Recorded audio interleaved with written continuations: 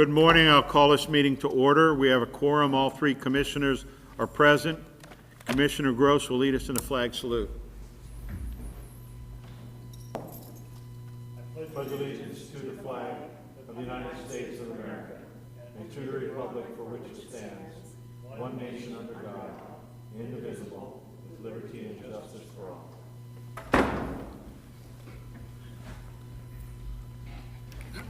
I move that we approve the minutes of September 23rd, 2013. I will second. Motion has been made and seconded. Are there any additions, deletions, changes, corrections? Call for the question. All in favor say aye.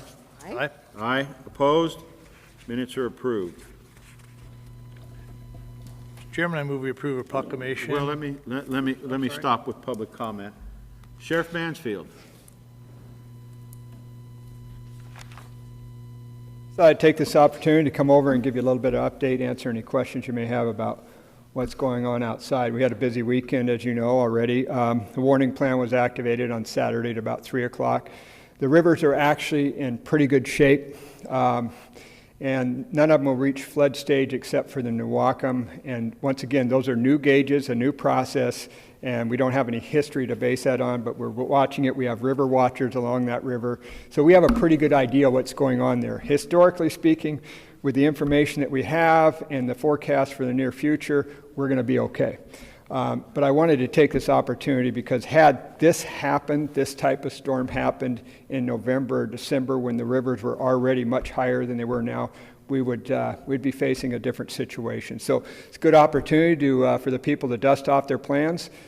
Each of the departments to talk about what they will do when we activate the EOC at some point in time, and where their emergency action plans are and what their people are supposed to do during an emergency, a flooding condition, or anything for that matter. So it's also a good time for us to get out this information to the public because this is very abnormal. We set all sorts of records this weekend on the rainfall.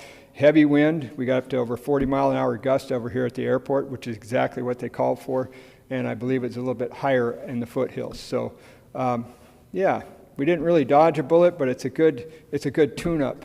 It's a good tune-up. We have no reported damage other than maybe some roadways and power lines, but no private property damage. But a lot of people were interested. They were calling in. I'm sure you all got calls, yes. And I let my staff know I want them to keep you updated because we get those calls as politicians and elected officials. And people were getting worried because their barns were flooding, because their small creeks were overflowing.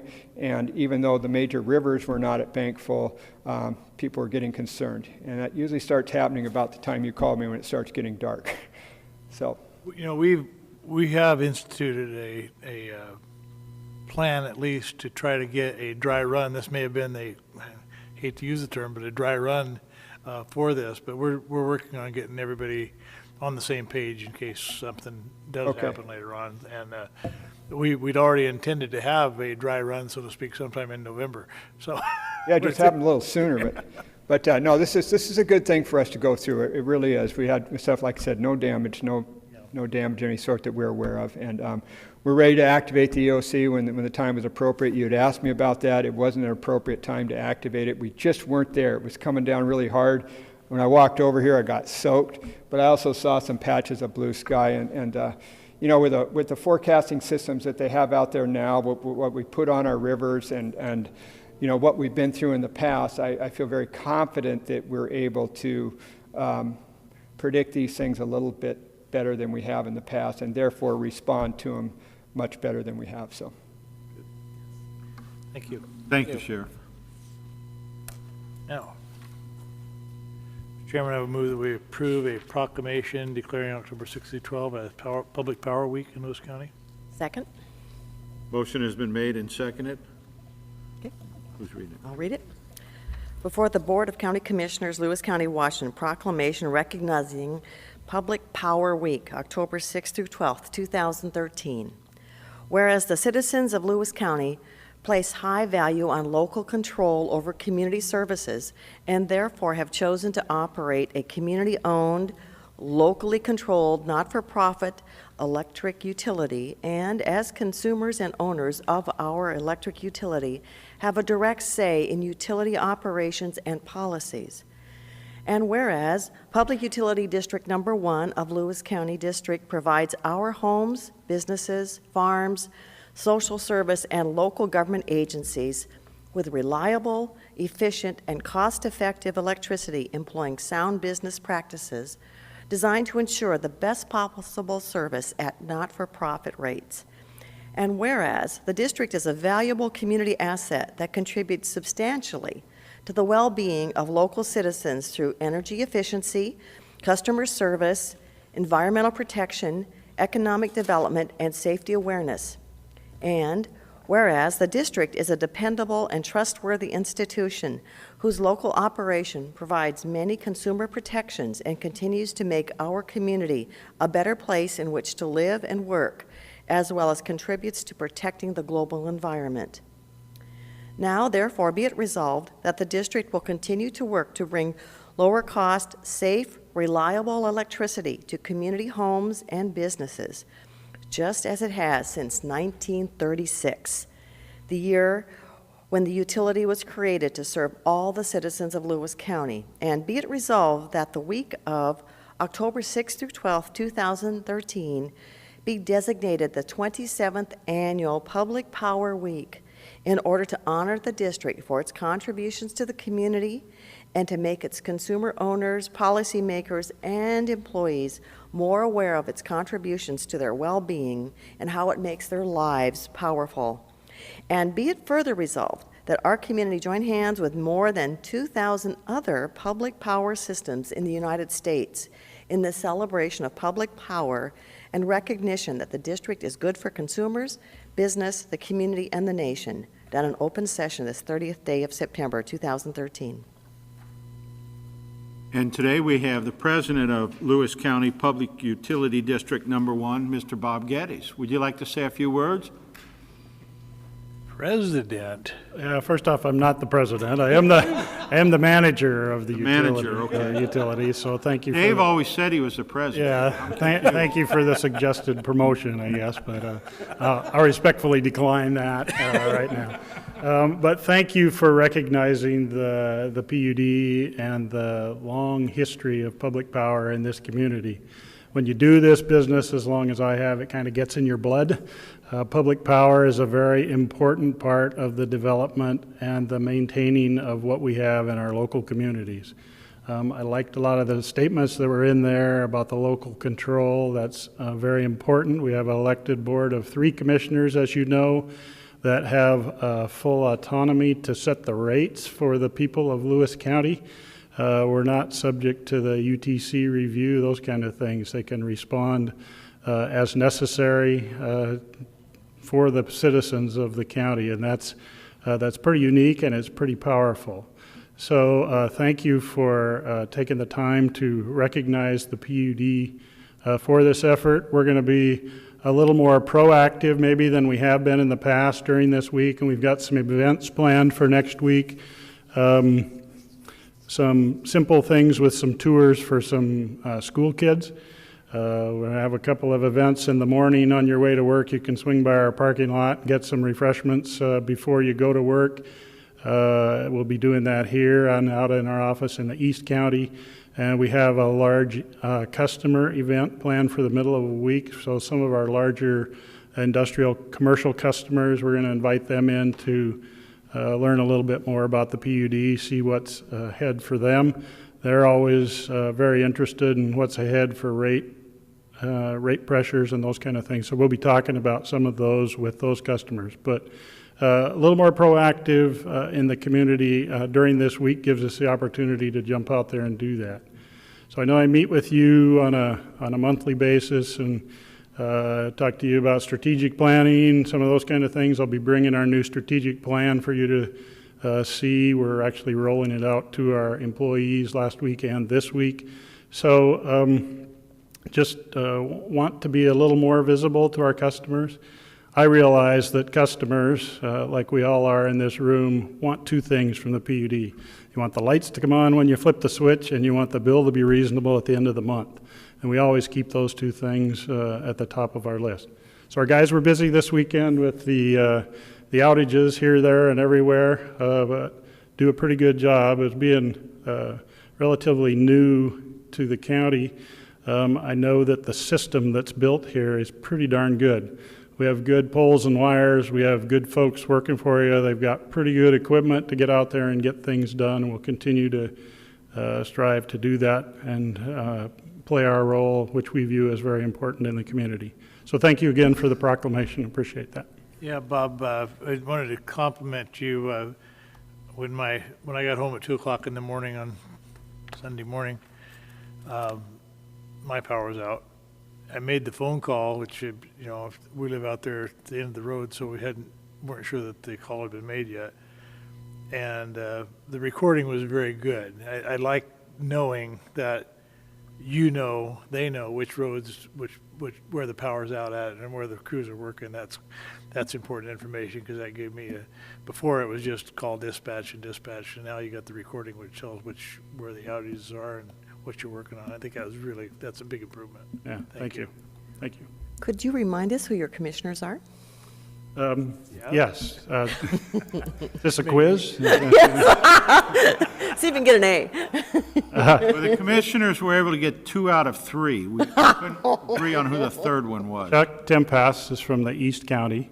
Dean Dolan is the newest member to our board, and Ben Kostick is the third member. So we have a pretty wide range of experience with that, but all very much dedicated to the cause of public power here and in the county. So thank you. Thank you, sir. Thank you. A true WSU grad would remember all those names like that. That's very good. Any further discussion? All in favor say aye. Aye. Aye. Opposed? Proclamation is approved. I'd like to move to approve the notice of hearing regarding a proposed vacation of a portion of 3rd Street, Dryad, Washington. The hearing to be held on September 25th, 2013 at 10 o'clock a.m. And this is Resolution 13-481. I'll second. Motion has been made and seconded. Mr. Lakey. Rod Lakey with Lewis County Public Works. This resolution, Resolution 13-458 passed by the board on August 26th, declared the intent to vacate a portion of 3rd Street in Dryad, and instructed the county engineer to examine the road and report his opinion on vacation, as required by RCW. The property owners adjoining the portion of 3rd Street have requested this vacation. Utility companies have been notified, and there are no known utilities within the area to be vacated, and the county engineer has prepared a report on the matter, which is submitted with the package. It's Public Works recommendation to accept the report, that the board accept the report. Passing the attached resolution would set a date, October 28th, for the hearing to consider this vacation. RCW 3687.150 requires publication of at least once a week for 2 consecutive weeks preceding the date fixed for the hearing in the county's official newspaper, and that a copy of the notice be posted at least 20 days preceding the date fixed for the hearing at each termini of the county road being vacated. It's a very short section in Dryad. I think it was 150 feet long, and like I said, all 3 property owners are in favor of this, so we are proceeding with the recommendation. Any other discussion? Call for the question. All in favor say aye. Aye. Aye. Opposed? Mr. Chairman, we have 2 items on the consent agenda. I'll move for approval, Resolution 13-482 and 13-483. Pat. Second? Motion has been made and seconded.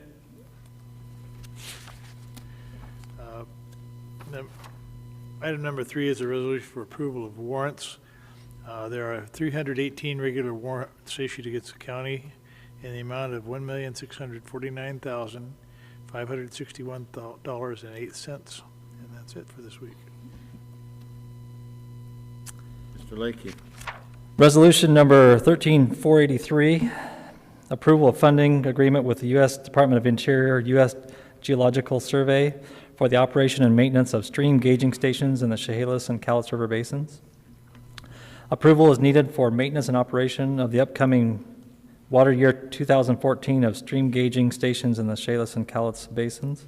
This agreement is for 8 stations in the Chehalis Basin and 3 in the Cowlitz for a total cost of $100,410 even, and the USGS share is $38,894, which is 39% of the total cost, and the county share is $61,516.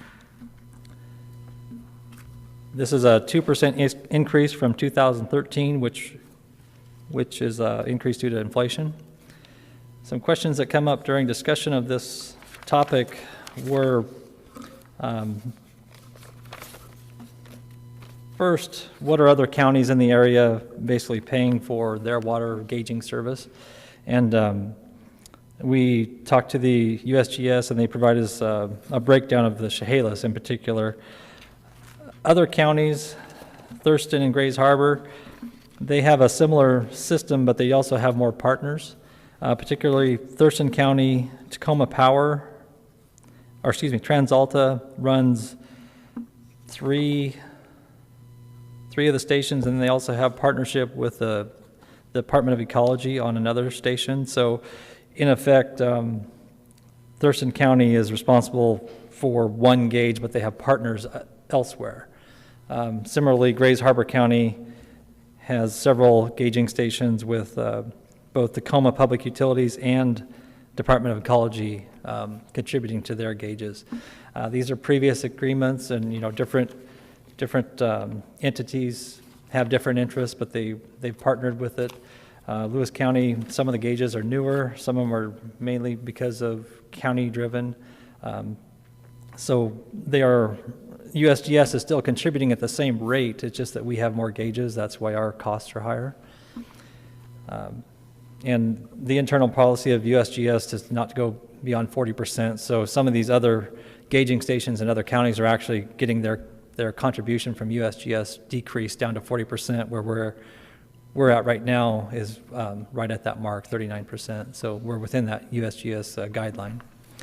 The other question brought up was, could the flood authority assume maintenance of these gauging stations?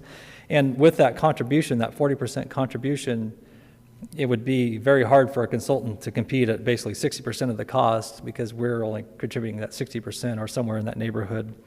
There are 2 gauges that we fund I should say a very, very small portion is from USGS, in the neighborhood of $400 on the Chehalis River at Adna and the Chehalis River at the wastewater treatment plant here in Chehalis. Total cost is about $4,400, and USGS provides about $400. The advantage of having USGS take care for maintenance, they do 4 calibrations per year. They also certify the information. So if a third party comes in to take over maintenance and operation of these gauges, USGS could list them, but they would not certify.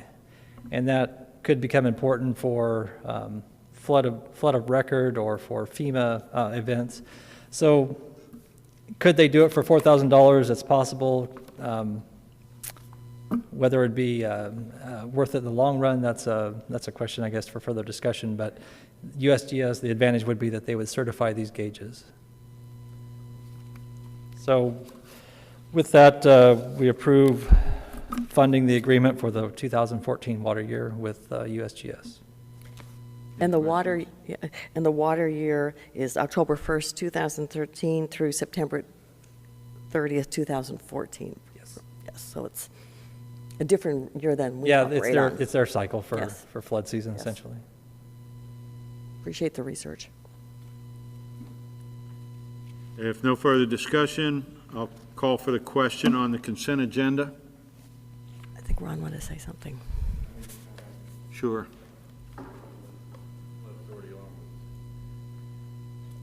I think that when the Flood Authority talked about sharing the cost of those gauges, that it wasn't just the USGS's share. It would be our share as well. And Dave West, or Dave, it's not, I forget what Dave, he's from the West Consultants.